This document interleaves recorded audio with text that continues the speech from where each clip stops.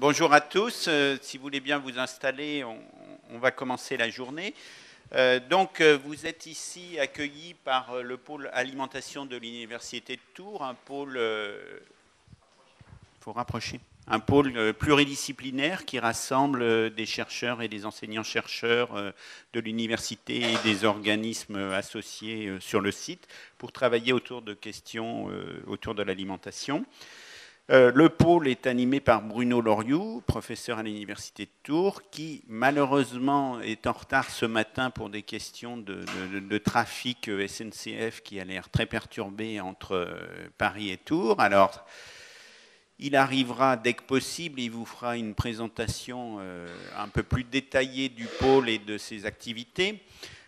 Donc tout ce qu'il faut savoir, c'est que ce pôle qui s'est en particulier installé à la Villa Rabelais, mais pas tout seul, a prévu d'organiser cette année plusieurs journées d'études, qui sont un moment de rencontre entre chercheurs de différentes disciplines.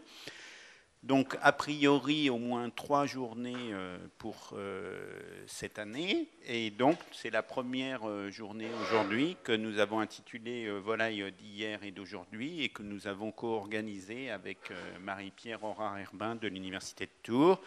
Donc, le programme, j'espère que j'en ai donné un à tous. Je vais vous le donner, ne vous inquiétez pas.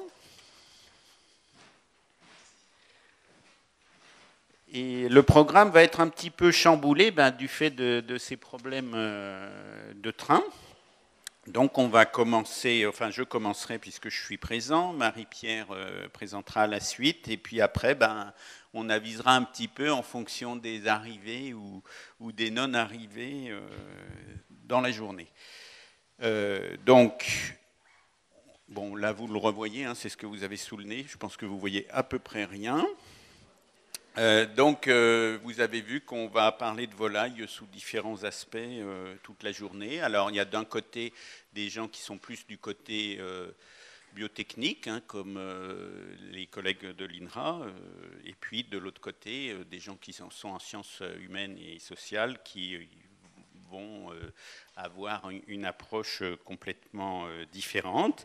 Et on se rassemblera dans une discussion l'après-midi, discussion à laquelle on accueillera aussi un certain nombre de partenaires qui participent aux filières volailles ou à la conservation des races dans la région pour un débat qu'on espère fructueux, puisqu'il s'agira entre autres de déboucher à terme sur des programmes de collaboration interdisciplinaire et, si possible, avec du partenariat pour que tout ce travail ait aussi un impact sur les filières régionales.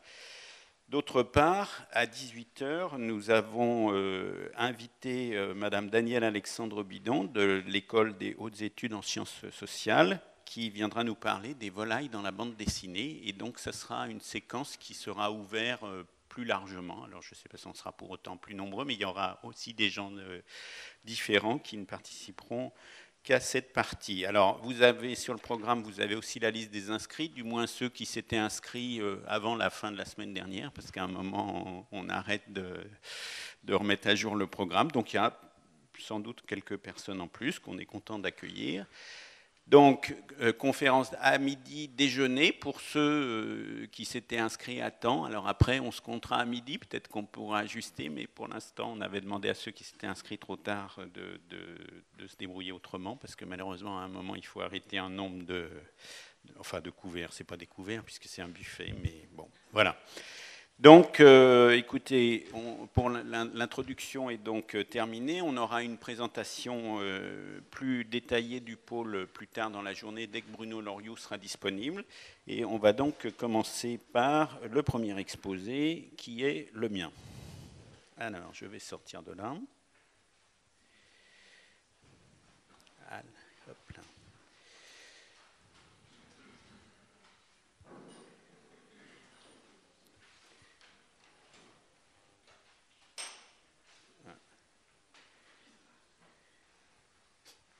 Il y a quelqu'un, c'est ouvert, qu'est-ce qui se passe là? Il y a quelqu'un qui rentre?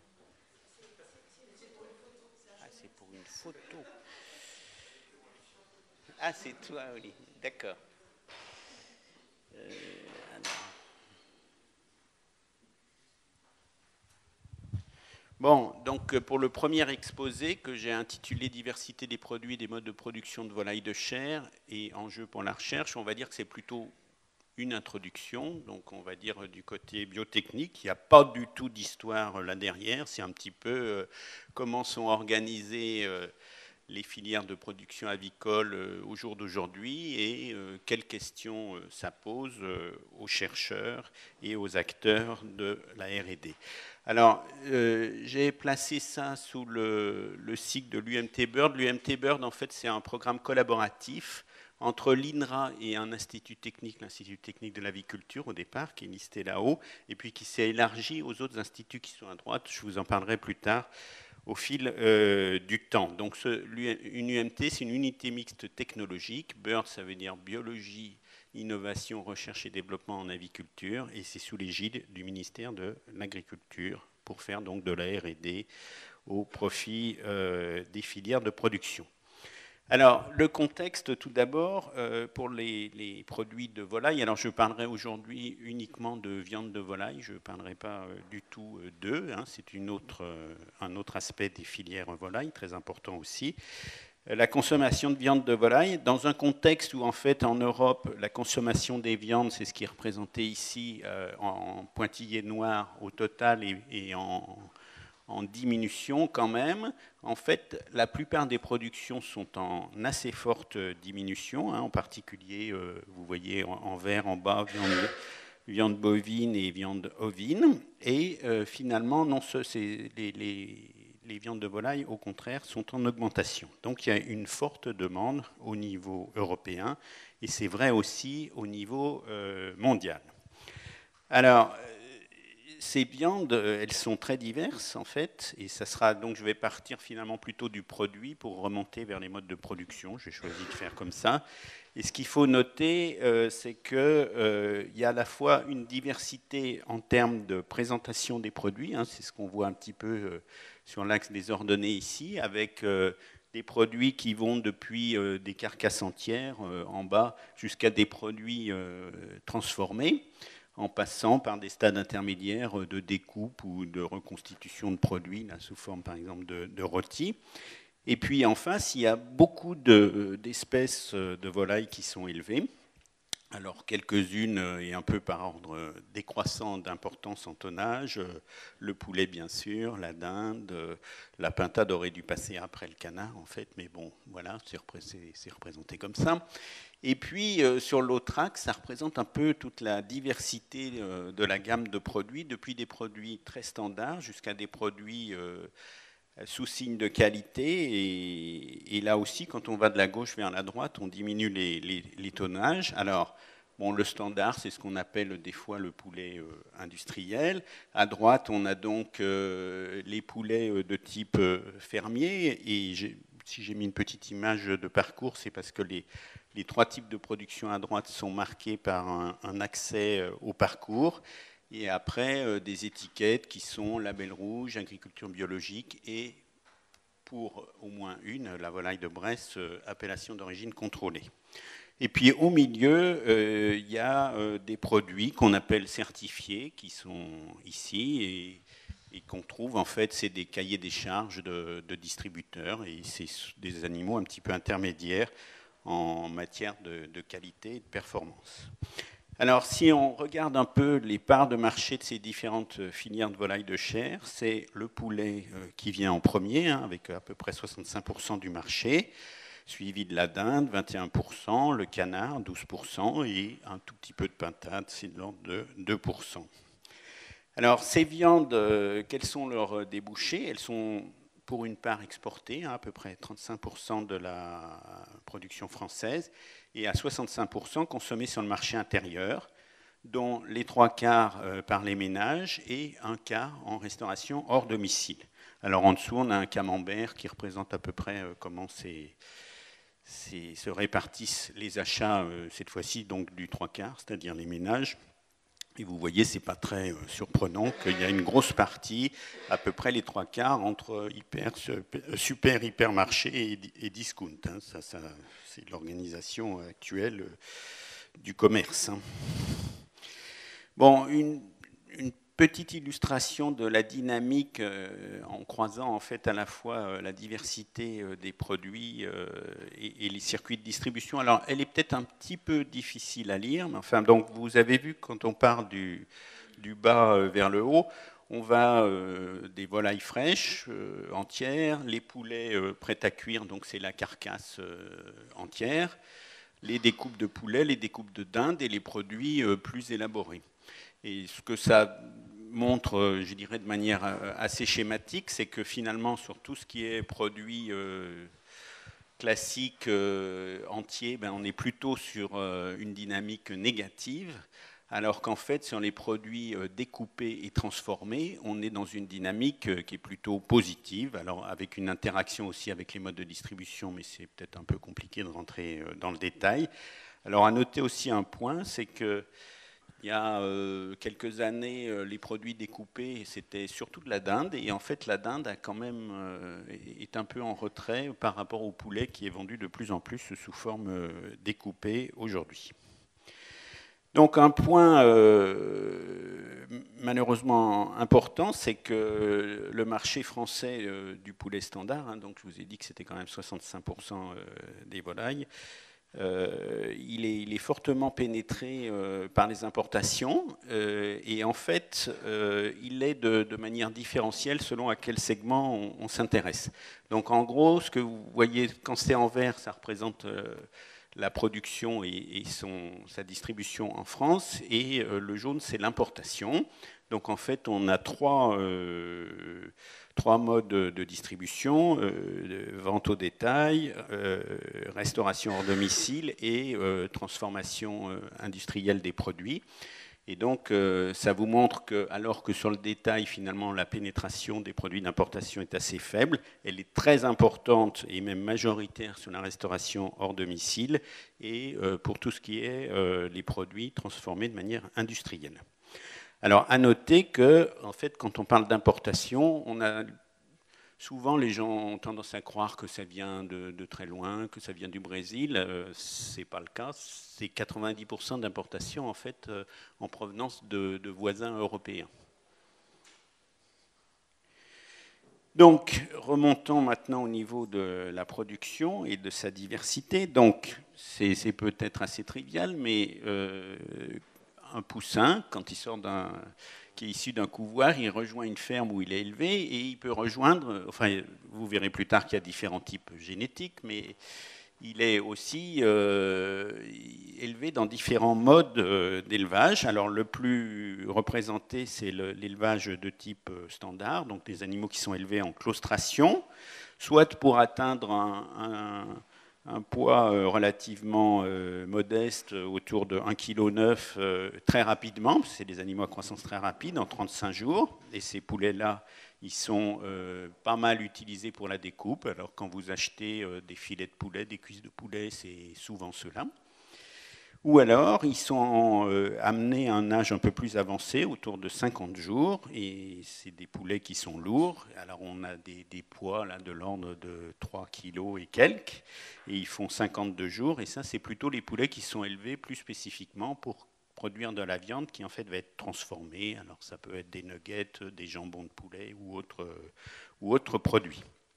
Alors, à l'autre bout de la gamme, en fait, il y a un produit complètement différent. C'est donc toutes ces volailles fermières avec différents signes de qualité, fermier, label rouge, biologique ou appellation contrôlée, donc tous les cycles qui sont en bas. Et c'est des animaux qui doivent avoir au minimum un accès au plein air et être élevés au minimum pendant 81 jours. C'est-à-dire qu'ils atteignent à peu près le format des précédents en 81 jours. Donc vous voyez que la grosse différence, elle est sur la vitesse de croissance, qui est très différente. C'est dû en particulier à la génétique, qui n'est pas la même, et aussi, bien sûr, au mode d'élevage, d'alimentation, tout un tas de choses. Donc, c'est deux produits complètement différents. Et puis, au milieu, il y a ce produit certifié qu'on trouve dans un certain nombre de supermarchés, en fait, qui donne son cahier, qui est souvent, en fait, intermédiaire, et il est produit donc en moyenne autour de 56 jours. Il est un petit peu plus gros que le poulet standard. Et c'est souvent les poulets qu'on trouve en fait en rôtisserie. Voilà, donc ça c'était pour vous donc j'ai pris l'exemple du poulet parce que c'est difficile de rentrer dans tous les détails. On pourrait discuter de toutes les espèces, hein, mais on y passerait la journée. Bon, il y a aussi, même en poulet, des choses un petit peu différentes. Hein. Disons que ça, c'est ce qui fait le plus gros. Donc, si on regarde maintenant de manière un petit peu quantitative la part des différents signes de qualité en production de volaille, voilà ce que ça donne. Donc à gauche, on parle de poulet, à droite, on parle de toute volaille. Et vous voyez, bon, le premier point, c'est qu'en fait, les 3/4, 75%, c'est du mode de production standard. Et puis, il y a entre 11 et 15%, selon qu'on est toute volaille ou poulet, de production en fait sous label rouge. Donc le label rouge est aussi très significatif. Et puis après, il y a des formes qui sont moins importantes. Donc par exemple, le certifié, c'est ce qui est en orange. Vous voyez, on est autour de 8%. Et puis si on regarde finalement, par exemple, le bio, ça reste relativement très confidentiel, puisque vous avez toute volaille, c'est 0,8%, et en poulet, c'est 1,2%. Donc ça donne quand même un schéma global des modes de production. Il y a une diversité, mais il y a quand même, bien sûr, des systèmes dominants. Alors, comment tout cela est-il produit? Par des filières qui sont assez structurées, et je pense que c'est quand même important de vous présenter un peu ce genre de schéma. Alors, tout d'abord, un étage qui correspond à celui de la sélection. Donc, ce sont les généticiens qui sélectionnent des souches adaptées aux différents objectifs dont on vient de parler, et qui vont fournir en fait des animaux reproducteurs qui eux-mêmes vont donner des œufs qui vont être mis à couver par le secteur dit d'accouvage, qui donc a pour mission, lui, de produire des poussins qui vont être mis en place ensuite au niveau de la production dans des élevages. Alors donc ça donne quelques chiffres. 13 500 élevages de production, ça donne des chiffres aussi de chiffre d'affaires, 3,5 milliards d'euros, et un nombre d'emplois assez important, hein, plus de l'ordre de 33 000 emplois dans les élevages. Alors, bien sûr, il faut un poussin, mais il faut aussi de l'aliment. Il faut beaucoup d'aliments. Et il y a un autre secteur qui est celui de la fabrication d'aliments qui est fortement lié avec le secteur de production. L'étape suivante, c'est celle de l'abattage et de la transformation. Donc il y a un maillon là aussi spécifique qui emploie de l'ordre de 25 000 personnes, qui représente à peu près 76 abattoirs, et on aboutit, forcément, on abat à peu près ce qu'on a produit. Donc je l'ai dit tout à l'heure, une part est exportée et une part est consommée sur le marché intérieur, mais en face de l'export, il y a aussi de l'importation à peu près au même niveau. Donc il y a des échanges assez complexes. Donc le marché intérieur, il est couvert en partie, enfin en grande partie, bien sûr, par la production intérieure, mais un peu aussi par des importations. Donc là, vous avez des idées des tonnages, et les Français consomment à peu près 27 kilos de volaille par an, dont les 3/4 à domicile et 1/4 en restauration hors domicile. Et ce quart-là, c'est celui qui vient en particulier de l'importation. Donc, je vous ai présenté ces différents maillons, mais ces différents maillons, ils sont aussi très fortement interconnectés. On parle d'intégration. Et en fait, vous avez en gros deux types de relations qui sont schématisées ici. Le schéma le plus intégré, il intègre en fait du couvoir jusqu'au secteur d'abattage des coupes, en passant par les fabricants d'aliments et les organisations de production. Et les éleveurs, en fait, ce sont eux en contrat de production avec ces intégrateurs. Et puis il y a des formules un petit peu mixtes où en fait certains opérateurs liés à des fabricants d'aliments en fait ont des contrats plus souples en fait avec des outils d'abattage. Bien, ces productions avicoles, elles s'insèrent dans des territoires et elles sont importantes pour le développement de ces territoires parce qu'elles valorisent des productions végétales, mais aussi elles produisent un certain nombre de déchets qui vont avoir à être traités, qui vont revenir pour partie au sol pour fertiliser les productions végétales. Donc en fait, si tout cela est bien organisé, on peut espérer un cercle vertueux de type économie circulaire au profit en fait des territoires. Cependant, tout n'est pas rose parce que malgré tout, il y a une partie des matières premières utilisées pour l'alimentation animale qui n'est pas produite en France.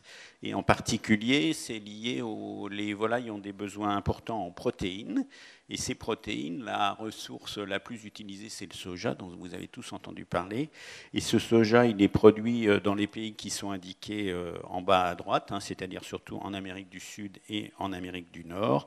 Et en fait, vous voyez là les différentes espèces. Donc ici, la volaille, en fait, 60% des protéines qui rentrent dans la ration des volailles sont importées.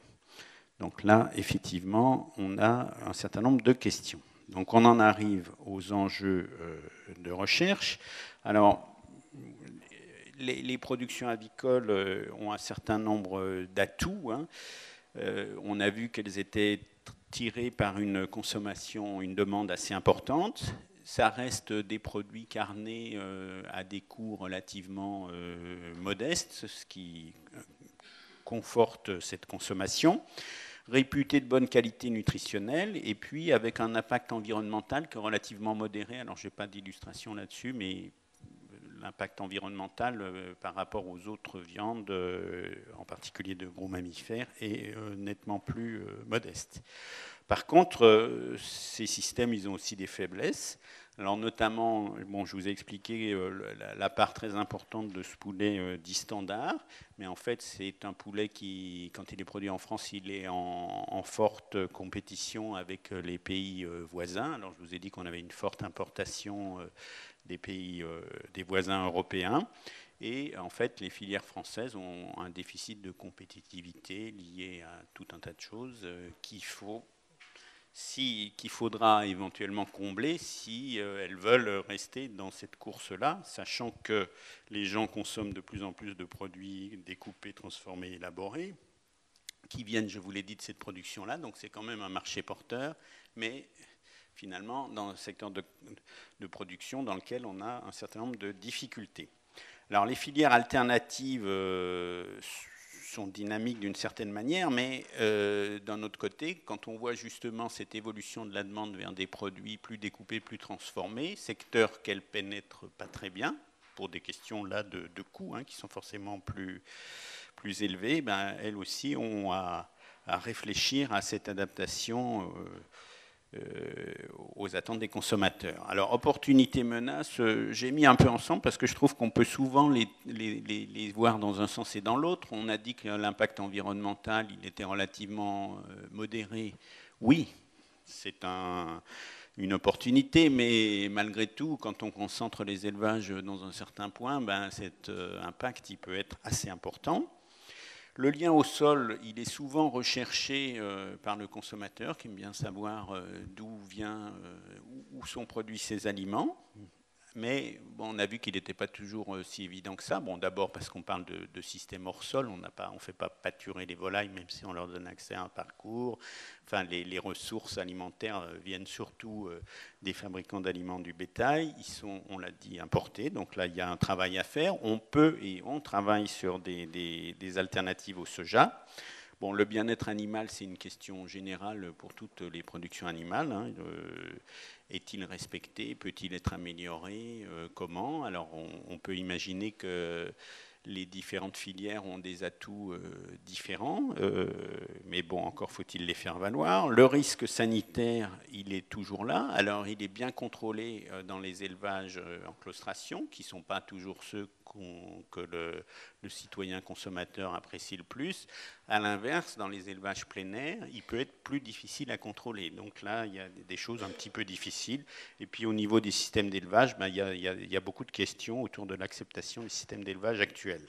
Donc il y a des enjeux pour améliorer la durabilité des différents systèmes de production, hein, qu'ils soient majoritaires ou alternatifs, développer, renouer un dialogue entre les éleveurs et la société, et puis renforcer les liens des productions au territoire, notamment par l'utilisation de ressources locales. Alors pour travailler à ça, donc, on a développé avec nos collègues de l'ITAVI depuis plusieurs années un partenariat. Ça a commencé en 2006, une UMT, je vous ai donné le nom tout à l'heure. Donc la première UMT en 2006 avait pour ambition la conception et la promotion de systèmes de production avicole innovants. La seconde, en 2011, devait travailler à des systèmes robustes pour une aviculture durable. Et puis, depuis quelques jours, je vais dire, on a un nouveau contrat d'UMT qui, cette fois-ci, a été élargi au-delà de l'INRA et de l'ITAVI à 2 nouveaux partenaires qui sont l'Institut technique de l'agriculture biologique, c'est pas de l'aviculture, non, et le syndicat des sélectionneurs avicoles et aquacoles français. Donc, ce partenariat qui lie l'INRA et les instituts techniques, au niveau de l'INRA, il s'est aussi élargi à 3 unités de recherche et un certain nombre d'équipes dans ces unités de recherche, et puis 2 unités expérimentales et une nouvelle unité expérimentale qui en fait n'est pas en région, mais à côté de Surgères, en Charente, et qui permet de travailler en particulier sur les systèmes d'aviculture biologique. Bon, alors, quels sont les objectifs et les questions? Donc, l'objectif, contribuer au développement de systèmes d'élevage multiperformants au sein de leur territoire. Et pour ce faire, il va falloir, petit 1, évaluer les marges de progrès et ou les verrous dans les différents maillons des filières, tels que je vous les ai présentés tout à l'heure, pour effectuer des recherches qui permettront de proposer des voies d'amélioration et en fait combiner ces 2 approches pour en fait proposer des innovations, les valider, les intégrer dans les filières. Donc, plusieurs points importants. On va travailler sur tous les systèmes, qu'ils soient conventionnels ou alternatifs, sur la chair, mais aussi sur la ponte. Et puis, on va travailler aussi sur tous les maillons que je vous ai décrits tout à l'heure, et dans une perspective de durabilité, en tenant compte en fait des différents piliers de cette durabilité, économique, sociale, environnementale, bien sûr. Alors, ça se décline en 3 axes. Alors, je pense qu'on n'a plus beaucoup de temps, donc des axes biotechniques, et puis des axes un peu plus transversaux. Celui-là porte plutôt sur de l'assemblage de données techniques pour les assembler en système. Et un dernier axe qui est peut-être plus important à discuter aujourd'hui, qui porte en fait sur une évaluation plus globale de la performance des filières dans leur territoire, axe dans lequel il va s'agir d'établir un dialogue plus approfondi entre la recherche, qu'elle soit biotechnique ou plus largement recherche par exemple sur l'alimentation, la société civile et les opérateurs économiques. Et c'est là, je pense, qu'on peut avoir des interactions avec les différents membres du pôle. Les objectifs étant identifier de nouvelles pratiques et de nouveaux systèmes, évaluer, proposer des outils d'évaluation de la performance des filières pour, entre autres, favoriser les liens entre production et territoire. Donc, en conclusion, on a des systèmes de production très diversifiés qui doivent répondre à des attentes multiples, un besoin de projets multidisciplinaires pour répondre à des enjeux de plus en plus complexes en élevage, et un besoin important de faciliter diffusion et adoption d'innovations dans une démarche qu'on souhaiterait participative. Donc voilà, j'ai été un peu long, mais bon, je vous remercie et on peut peut-être accepter 1 ou 2 questions. Je ne sais pas ce qu'en pense Marie-Pierre.